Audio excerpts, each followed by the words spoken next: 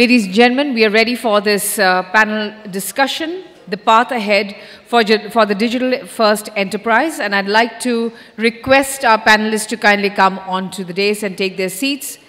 Mr. Aloke Majumder, CTO, Hoichoi, may I request you to kindly come onto the dais and take your seat, sir?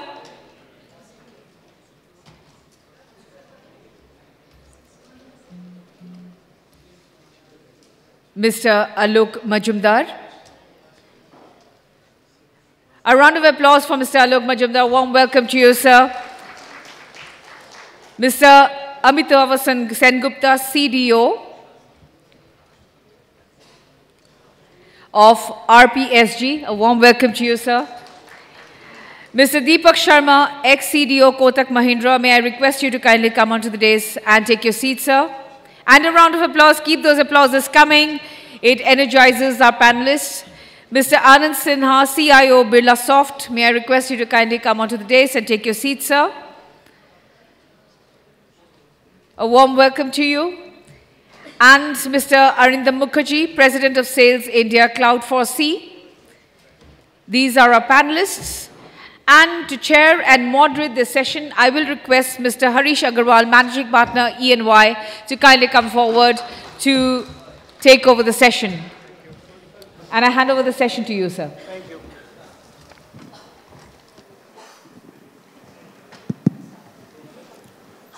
Very good afternoon, and welcome to my fellow panelists.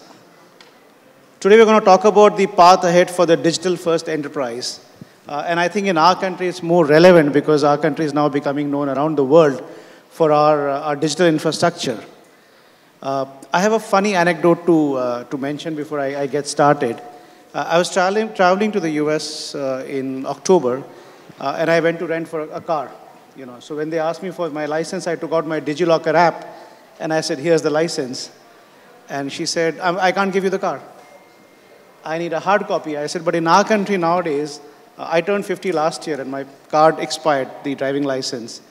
And they sent me a PDF, and I was not going to carry the PDF, so I carried it on my DigiLocker. The cops, when they, I've had the chance of being caught by the cops once. They looked at the DigiLocker, they were fine. In the US, they said, no, this is not going to work. You've got to bring a hard copy. So I think this is the path we're going to follow. And particularly in our country, if you now look at, we've all gotten used to DigiLocker, DigiYatra, UPI, Aadhaar. People get confused when we said that RTGS is free. With that, and that's only what the government is doing for citizens. And then these people here are also doing something for businesses, for consumers, and we'll want to hear from them what's been their experience in digitalizing the whole value chain that we as consumers, as business people are experiencing, the big revolution that is happening in our country. And some of you may still have queries on what is digital, but by and large in the last few years, we know what is digital. We know that we've eliminated paper, and very, very fast. You feel very proud when you go through the airport and you just scan a barcode and then your face takes care of everything. So with that, without further ado, I'm going to start throwing a few questions at my fellow panelists. And I'll start with Aloke, if you don't mind. Aloke, my first question, and this is going to be my common question to all of you, and then I'm going to have a follow-up question. What is your vision of a digital-first enterprise? And what does that mean for you in the years to come? Okay, so for us, the story is a little bit different, right? Because we are digital native. We are born out of digital rather than like we went for a certain journey or transformation to become a digital first. Being a digital video OTT platform, right? So the end-to-end platform, that we do is basically, like a based out of digital that we, nowadays call, right? And so what are the elements, right? Like say, for example, everything, comes from the outside.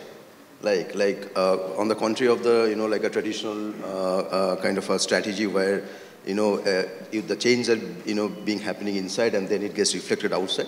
For us, probably digital first or digital native, it always first outside. That means our customers, right? So whatever, changes and, improvisation that we do is basically come from the one simple logic that whether it will help my customers or not, and if I am supposed to, if I am, responsible to, increase the customer experience, so whatever things needs to be done, that and by design that's digital for us, right? So if you ask me that, what we take as a principle is all starts from listening to our customers, what is good for them, and can we deliver that experience through digital channels or not? Absolutely, thank you. My real question for you: on Netflix, we all watched Squid Games. Right. Originally not in a language known to us. And coming back to your platform, right. It was meant originally for the Bengali diaspora. Yes. How can now use the new technologies, or how are you thinking of using new technologies, including Gen AI, LLM, to make the content, which is, obviously the content is of very high quality, but the language is still a barrier, to convert it and make it a, make it a pan-world phenomenon? So, well, to be very honest, we started this, experiments, quite some times, because we have access to some, early programs with certain, these different LLM programs and all the tools. So, there are couple of, we cannot generalize the thing, right? Because when, make a content available to a certain or other languages, it's mostly come from, market dynamics, that whether we want to do it or not, do we see a market over there or not? And second is very tough, if we don't understand that target market's cultural and socio, impacts, right? Because content is something is very personal, and we need to understand what people want to watch, what they like, and we need to be like them, right? Having said that, we have seen a couple of areas where LLM and Gen AI is actually could help us. We have started a couple of exercises around that. For example, say language, right? Translation. We do translation, right? We do translate, a Bengali content into Hindi, right? Now, obviously, that is something, we have translators who understand, both the languages and do some, all those tasks. But now we have internally started to, testing LLMs, which is widely available. The way, the LLM, it works it has an encoder and decoder, and the encoder actually takes the original language, right, and convert it to a certain format, and the decoder takes that again and again, the output is on the targeted language, right? So that is fine. That is something probably a pretty standard, any LLM, which is text to text kind of a translation does.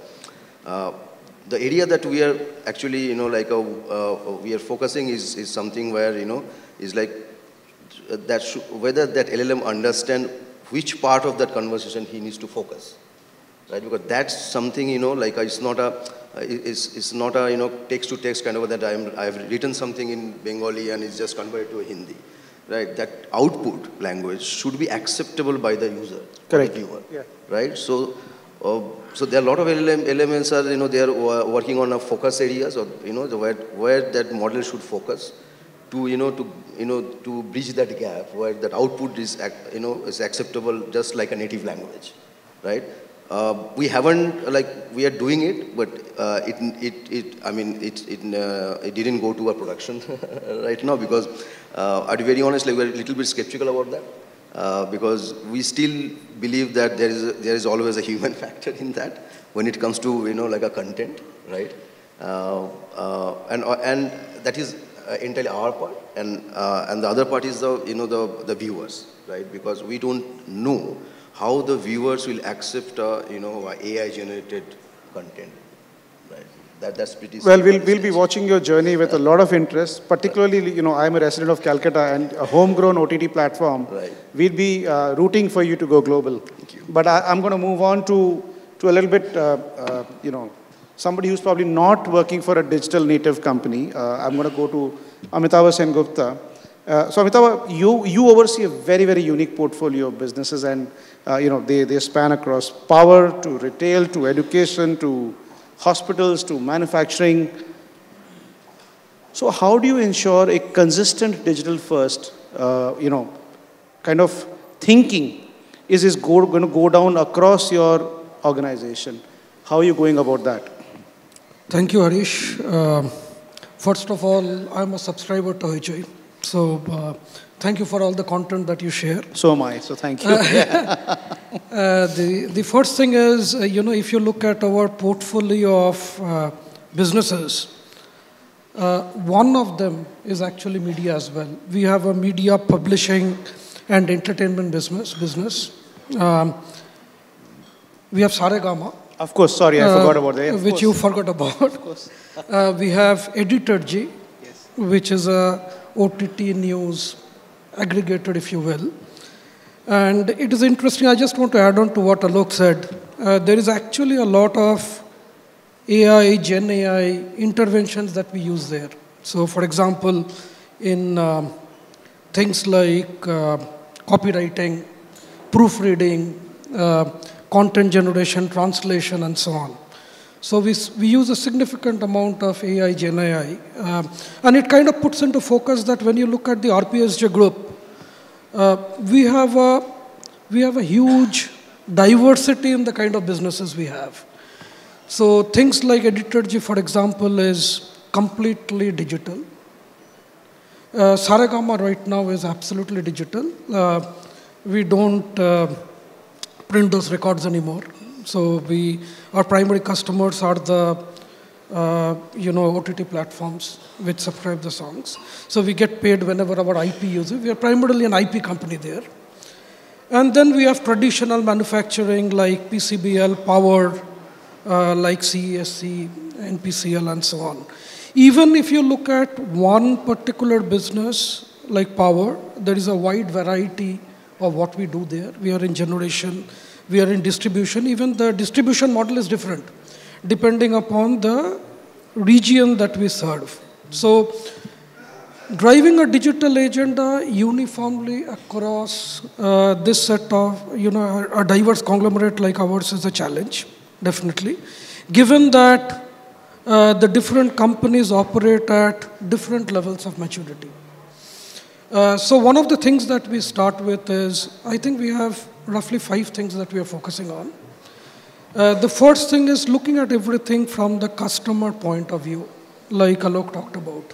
So mapping customer journeys for each of the customers that we have in each of the segments, and understanding the customers, and making sure that we understand the customer across our businesses. We understand the lifetime value of the customer across those businesses and see how we can best serve those customers. So that is one. The second thing is data as a strategic lever, right? And everything kind of stems from that. Not only in our front-ending systems, but also in our back-ending systems as well. Use data for making supply chain decisions. Use data for having procurement decisions. Use data for serving the customers. Use data in everything that we do, right? So many of the initiatives that we are driving across the conglomerate primarily focus on data, right? So data ingestion, data processing, data segmentation, marketing activation, and so on, right? So that is the second big thing that we are doing. The third thing that we are looking at is, can we evolve what we call a cloud-first approach? So whenever there is something to look at, can we look at cloud as the primary option, and then look at everything from that point of view, right? What can be SaaS, what can be PaaS, what can be infrastructure as a service, and so on. The fourth thing that we are focusing on is cybersecurity. Because many of the industries that we are in are critical infrastructure, and we have to make sure that we are not only compliant with the regulations, but we are reasonably protected from sometimes even other state agencies.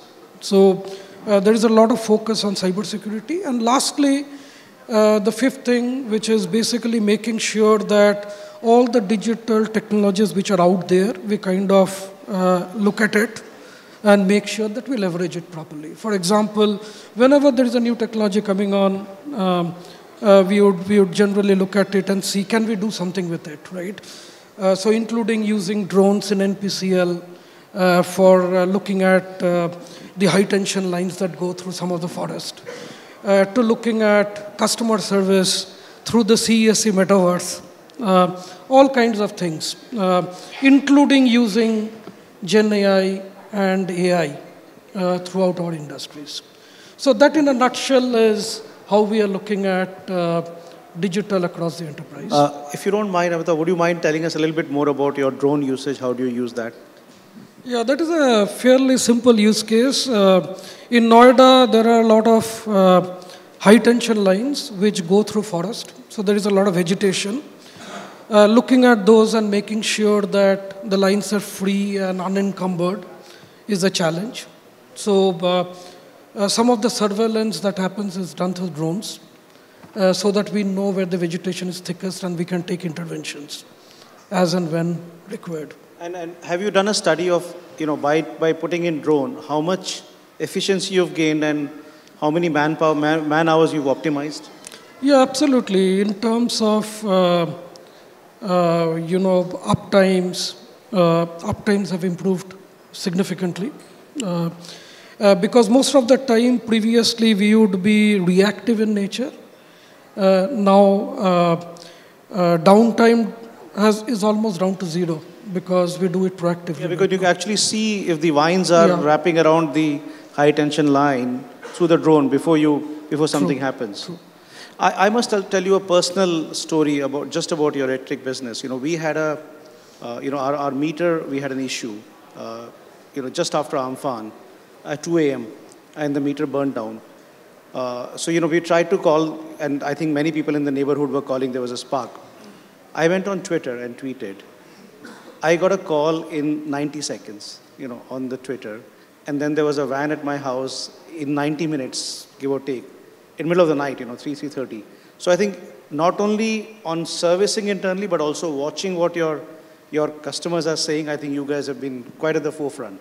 Thank you very much. I can see Sujit there in the audience. So he's probably the person who actually was, is responsible for that. Thank you very much. I'll move on to a very different industry, to banking.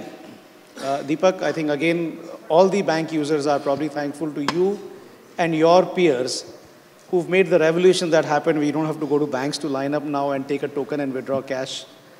You guys have really made a difference to our lives as consumers, and I'm sure you have internally brought in a lot of efficiencies in the banking industry by using digital. So, if you can talk about your experience, how you saw this evolve over time, what are the challenges you faced, and then also would like to talk about your experience on the whole Kotak Cherry, that you built. Yeah. No, I think banking probably was the first industry that embraced digital before other industries came, because I remember I started this in 2013. So 10 years. I was told probably I was the first chief digital officer in the country. That was about 8 years back. And obviously, everybody used to ask that time, what is digital? Is digital different than IT, technology? And I think a lot of conversation used to first happen about what is digital? How do you define? And I think that's the beauty, that if something you cannot define, that means you are living in an era where things are volatile, uncertain, complex and ambiguous, what we call VUCA world. So, and I think that's how, so my simple definition as I figured out over a period of time was, that is the way in which you execute organization strategy. Digital in itself is not a strategy. So organization wants to look at growth, revenue, cost, new market access. How do you find a new way to do something different, either to serve your existing customers better, or to change your business model, or find access to a new customer segment? And I think some of the stuff that we figured out, there are many of these in the journey, but I think two, I would say the key ones that stands out was the launch of 811, which happened to become then India's largest digital banking initiative. Across today, more than 40 million customers have come digitally and get served digitally through a platform like that, was that banks traditionally could not bring the cost of acquisition and cost to serve down. And I think that itself was a limiting factor as to what kind of customers would you acquire and how will you serve them. I think by bringing this whole thing down, thanks to India's stack and advent of 4G and all those things, we finally found that the ecosystem in the country, and that's what something which we pride that, you know, you don't build ecosystem, but you know how to align and build. So there were smartphones, there was 4G, there was digital identity, there were payment stack, and a lot of stuff was happening around us. We said as a bank, if this is the moment and consumer habits are changing, post-demon, I think the readiness of consumers to be more digital was there.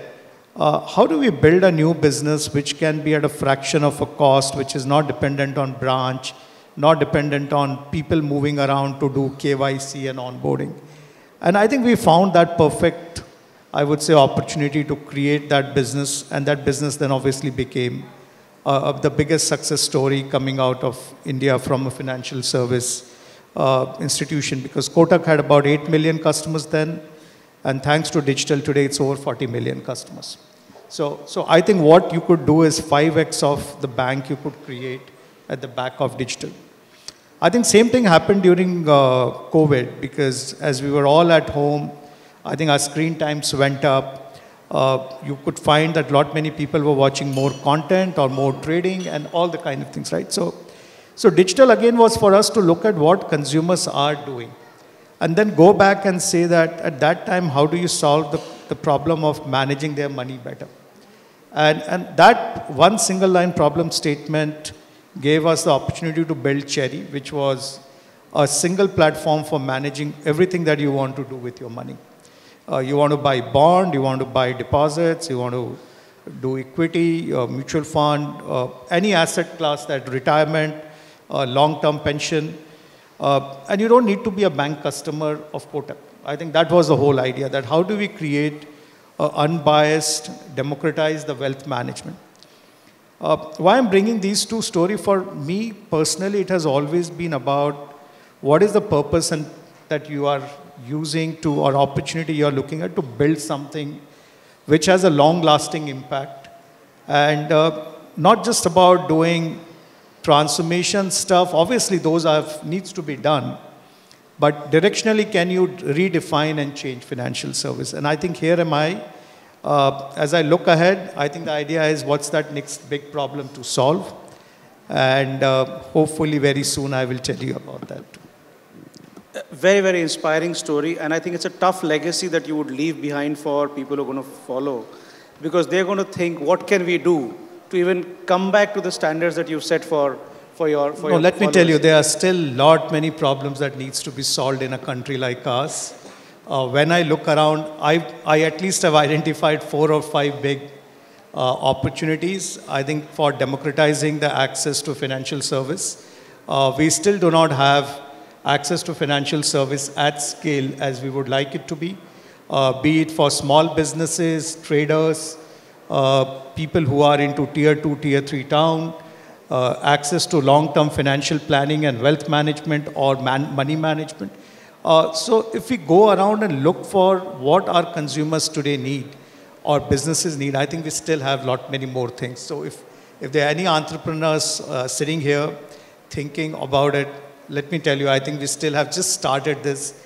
Many more things are going to happen thanks to ONDC and Open Credit Enabled Network, OCAN, and many more India Stack initiatives that are going to get unfold over the next few years. Amen. I'll quickly move on to the individual who probably runs a company that helps all of you with these kind of services. So Anand, welcome. You're with Birlasoft, and I'm sure your companies help. You are responsible for internally digital, but also you're seeing your clients being helped for digital as it goes. So I have a specific question for you. Recently, in a talk at the Ether World, you made a point that digital does not mean getting the latest and the greatest of new age tech, but rather planning for what the business is looking for and investing in tech that will help you achieve it. So how do you invest in tech today that you believe will be relevant in the next 3 to 5, 10 years to come? Yeah, thank you, Harish.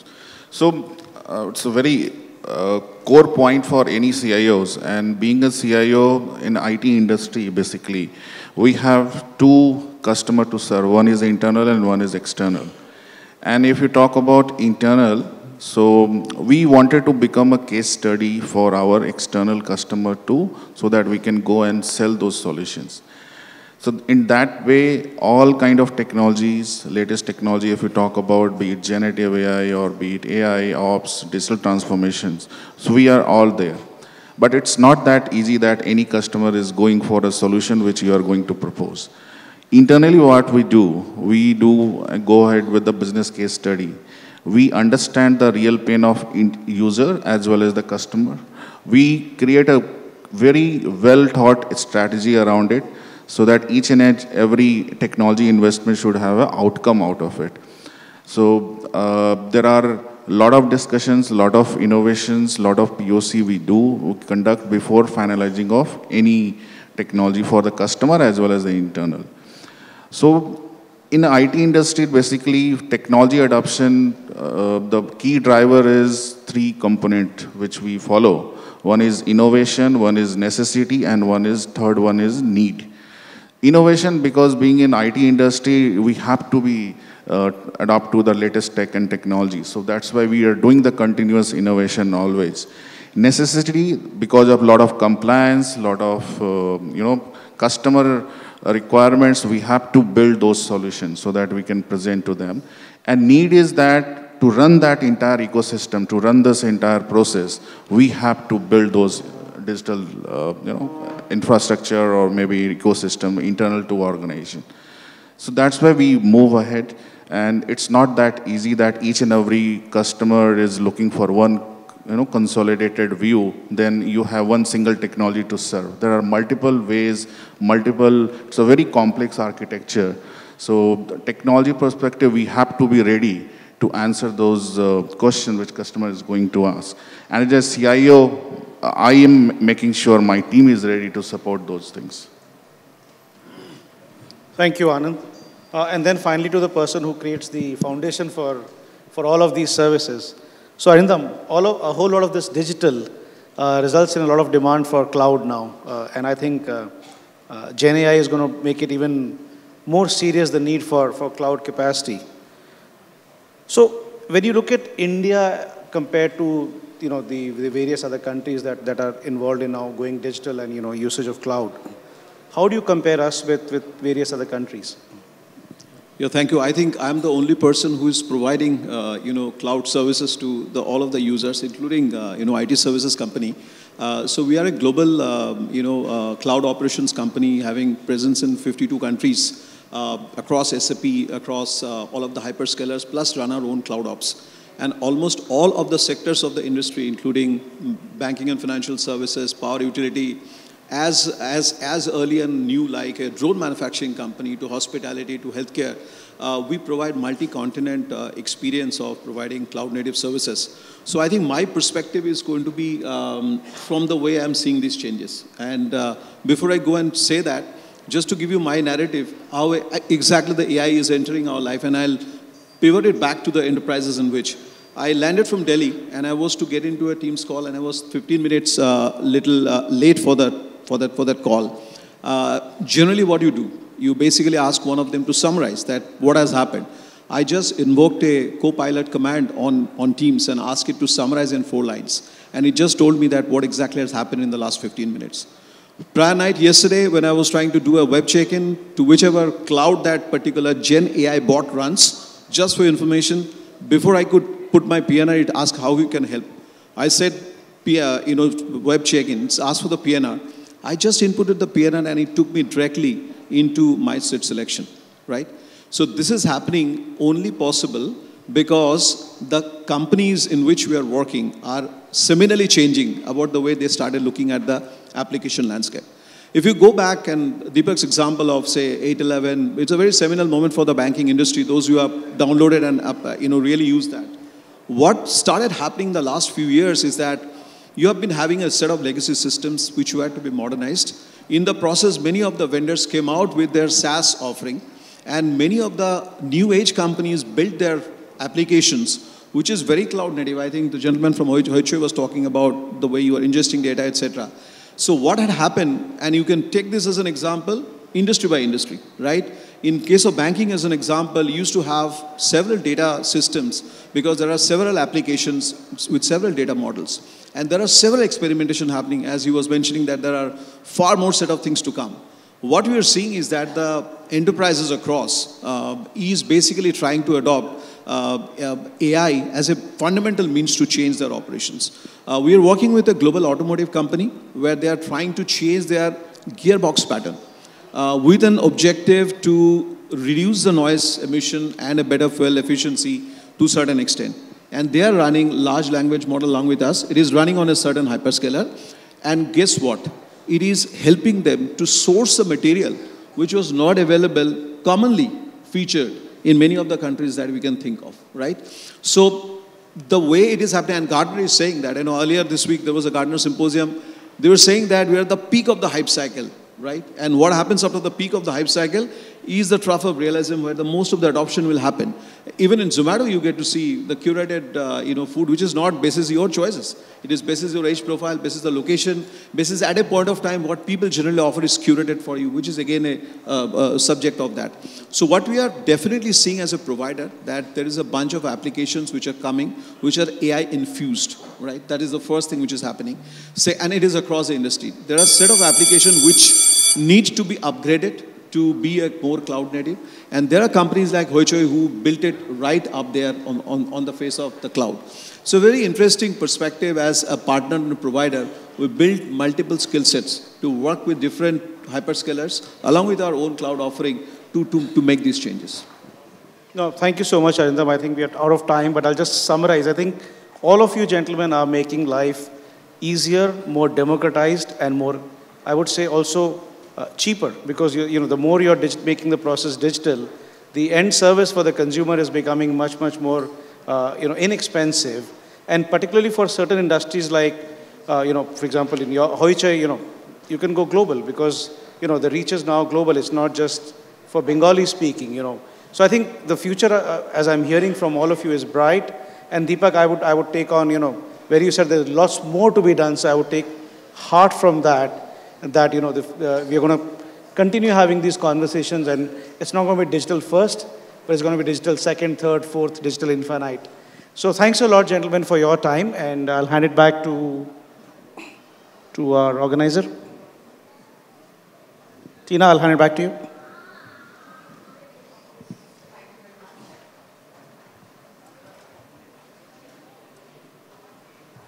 Thank you.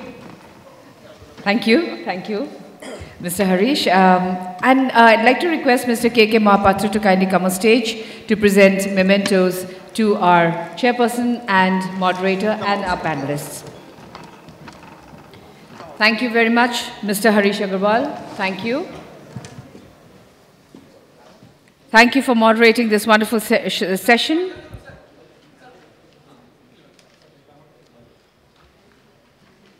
Thank you, Mr. Aloke Majumder.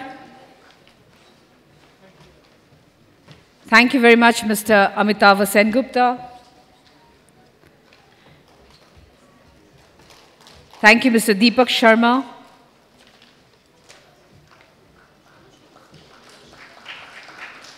Thank you, Mr. Anand Sinha.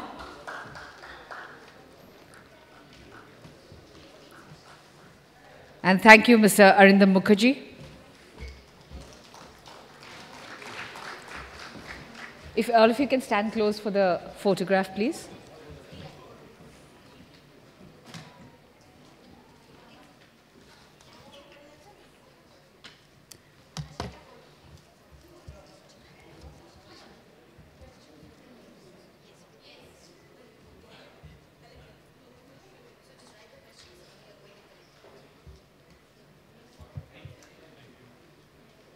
Thank you very much.